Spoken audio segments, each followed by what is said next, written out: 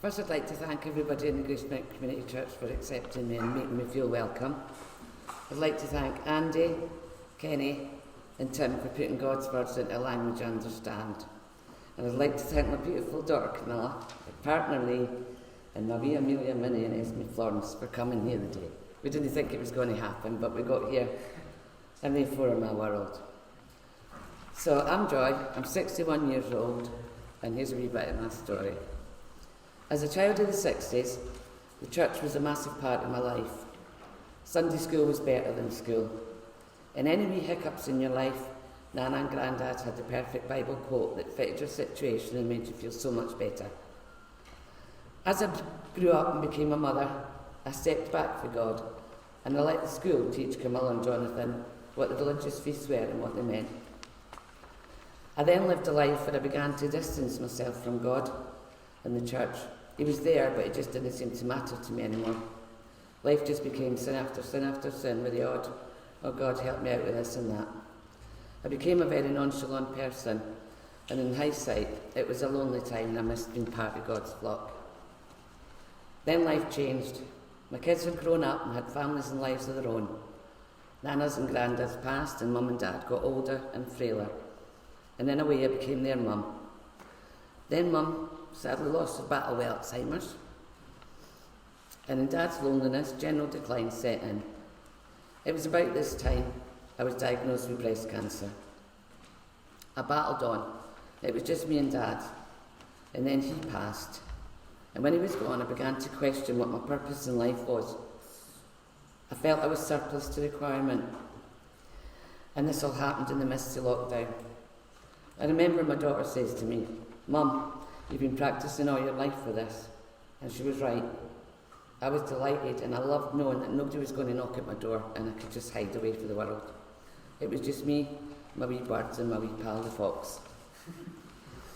Then came along Marion. We just gelled, became best friends, inseparable and always together. And it was through Marion that I stumbled upon the GCC. I used to have a laugh on Sundays as she got picked up to go to church and shout, "Say one for me, hen." But secretly I was a wee bit envious. I wanted to go there, but I felt I had turned my back on God and I wasn't worthy enough in his eyes. But I'd promised Marion I would be there for her baptism. Came Marion's big day. I was so excited for her. And as I walked in here, I felt like I was coming home, that I belonged here. And I've never left, and I've never been happier. I loved hearing God's words and the Bible studies and prayer groups. And I've came to trust in God again. And knowing that God sacrificed his only son, who died on that cross for me and my sins, is such an overwhelming feeling that I just couldn't put into words. The past couple of years, I've just been an anxious wreck. I couldn't really deal with death. I didn't understand it and I hated the changes that came along with it. Life became an effort. Dealing with breast cancer was hard enough, and then tachycardia crept in. And I thought, this is it, it's game over, and I just accepted that. Then about 6 months ago I found myself here, and I listened to God's words, and I liked what I heard, and I just kept coming back. I threw myself into it. There was always something happening: Bible studies, ladies' breakfasts, community meals. I couldn't believe I was joining in, and I couldn't believe I was doing it with enthusiasm. And then I realised why. It was because I had God back in my heart. And when God is with you, it makes life so much better. And I pray that I will never ever lose sight of him again.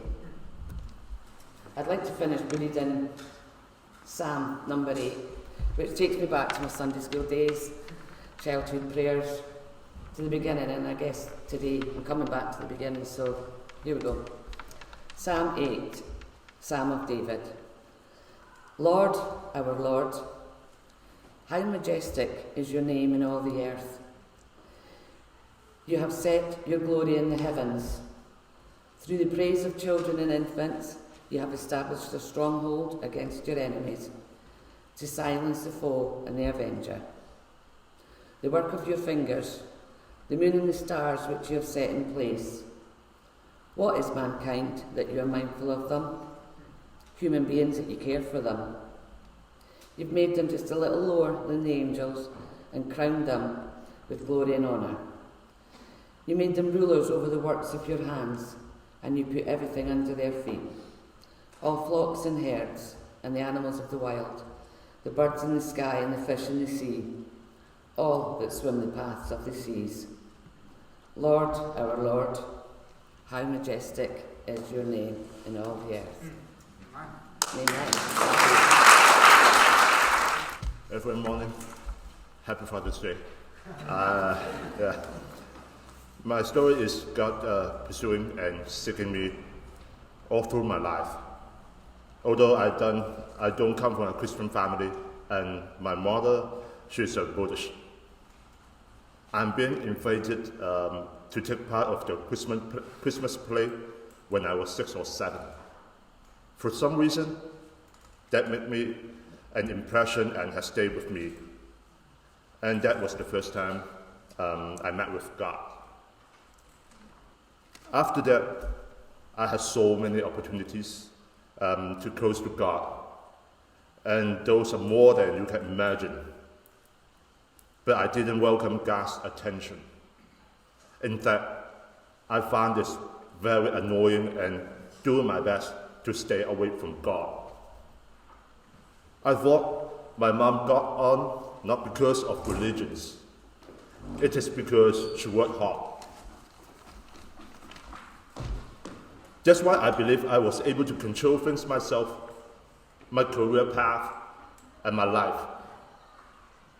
During this time, I met and married Doris.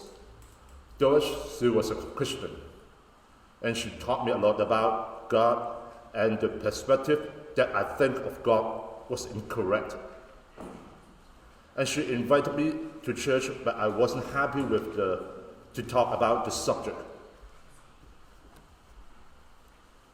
Hong Kong was a very wonderful city to be part of, but it has changed for worse.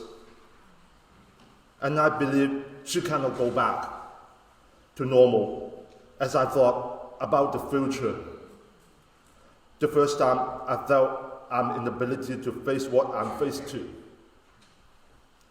I felt weak. I felt empty. I think I lack of something that's in my mind, but I wasn't so sure what is it about.